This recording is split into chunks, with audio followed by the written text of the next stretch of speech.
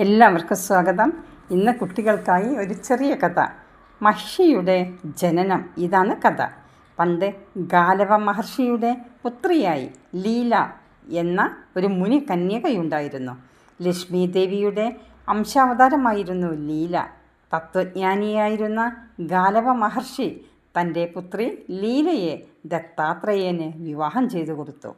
മഹാവിഷ്ണുവിൻ്റെ അംശാവതാരമായിരുന്നു ദത്തൻ എന്നറിയപ്പെടുന്ന ദത്താത്രേയൻ. ദമ്പതികൾ ഇരുവരും സന്തോഷത്തോടെ വളരെ കാലം ജീവിച്ചു. ഒരിക്കൽ കാർത്തവീര്യാർജുന രാജാവ് തൻ്റെ തലസ്ഥാന നഗരിയായ മാഹിഷമതിയിൽ ഇരിക്കുമ്പോൾ ദക്ഷിണ ദിക്കുഭാഗങ്ങളിൽ നിന്ന് പര്യടനത്തിനിറങ്ങിയ നാരദ മുനിയെ കാണുവാൻ ഇടയായി.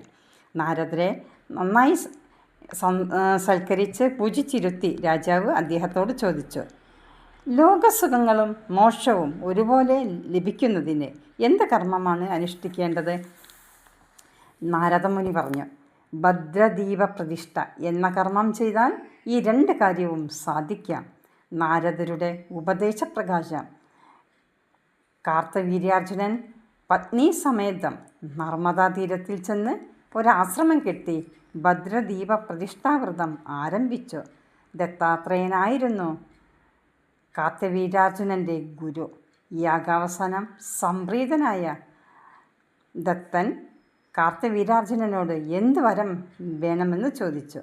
മഹർഷേ, എനിക്ക് 1000 കൈകൾ ഉണ്ടാകണം. കൂട്ടത്തിൽ പൂർണ്ണ ആരോഗ്യവും ദേഹാരോഗ്യവും. എൻ്റെ രാജ്യത്തിൽ ഒരിക്കലും ദ്രവ്യം ഒടുങ്ങരുത്. എല്ലാവർക്കും എന്നിൽ സ്നേഹവും വിശ്വാസവും ഉണ്ടാകണം. ദിനം പ്രതി എൻ്റെ വീര്യവും ബലവും വർദ്ധിക്കണം.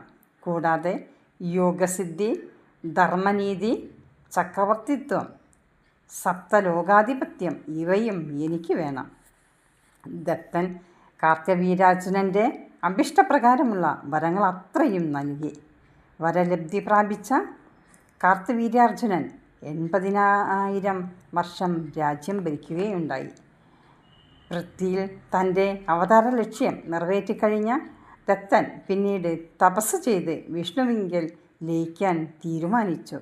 ഈ വിവരം അദ്ദേഹം പത്നിയായ ലീലയെ ധരിപ്പിച്ചപ്പോൾ അവൾ ഒട്ടും തന്നെ അനുകൂലിച്ചില്ല. ദത്തൻ പലതരത്തിലും ലീലയെ ഗുണദോഷിച്ചു നോക്കി. പക്ഷേ ഭർത്താവിനെ പിരിയാൻ വിസമ്മതം പ്രകടിപ്പിച്ചുകൊണ്ട് അവൾ പറഞ്ഞു, അങ്ങയെ കൂടാതെയുള്ള എൻ്റെ ജീവിതം വ്യർത്ഥമാണ്. ദയാലുവായ അങ്ങ് ഈ മഹിഷിയെ ഒരിക്കലും കൈവിടരുത്. യൗവനം, രൂപം, ആരോഗ്യം, സമ്പത്ത് ഇവയെല്ലാം അനിത്യമാണെന്നറിയുക. ശാശ്വതമായ സുഖത്തിന് വിരോധിയായ തൃഷ്ണയെ ഭവതി ഉപേക്ഷിച്ചേ മതിയാകൂ. ദത്തൻ്റെ വാക്കുകൾ കേട്ട് ലീല പറഞ്ഞു, ഞാൻ അങ്ങയുടെ മഹിഷിയാണ്. അതുകൊണ്ട് തന്നെ അങ്ങ് എൻ്റെ ആഗ്രഹത്തെ സാധിച്ചുകൊണ്ട് ജീവിതകാലം മുഴുവൻ എന്നോടൊപ്പം വർത്തിക്കണം. ദത്തൻ പലതും പറഞ്ഞു നോക്കി. പക്ഷേ അവയൊന്നും ലീല ചെവി കൊണ്ടില്ല. ഒടുവിൽ വർദ്ധിച്ച കോപത്താൽ ദത്തൻ ലീലയെ ശപിച്ചു.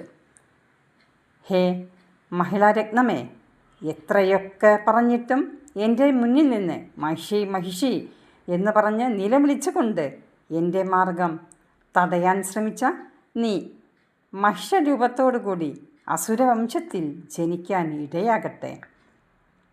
സ്വന്തം പതിയുടെ ശാപവാക്കുകൾ കേട്ട വർദ്ധിച്ച താപത്താലും കോപത്താലും ലീല ദത്തനെ ഇങ്ങനെ ശപിച്ചു, ഞാൻ മഹിഷരൂപമെടുക്കുന്ന കാലത്ത് അങ്ങ് ഒരു മഹിഷമായി ജനിച്ച് എന്നോടൊപ്പം ജീവിക്കാൻ ഇടയാകട്ടെ.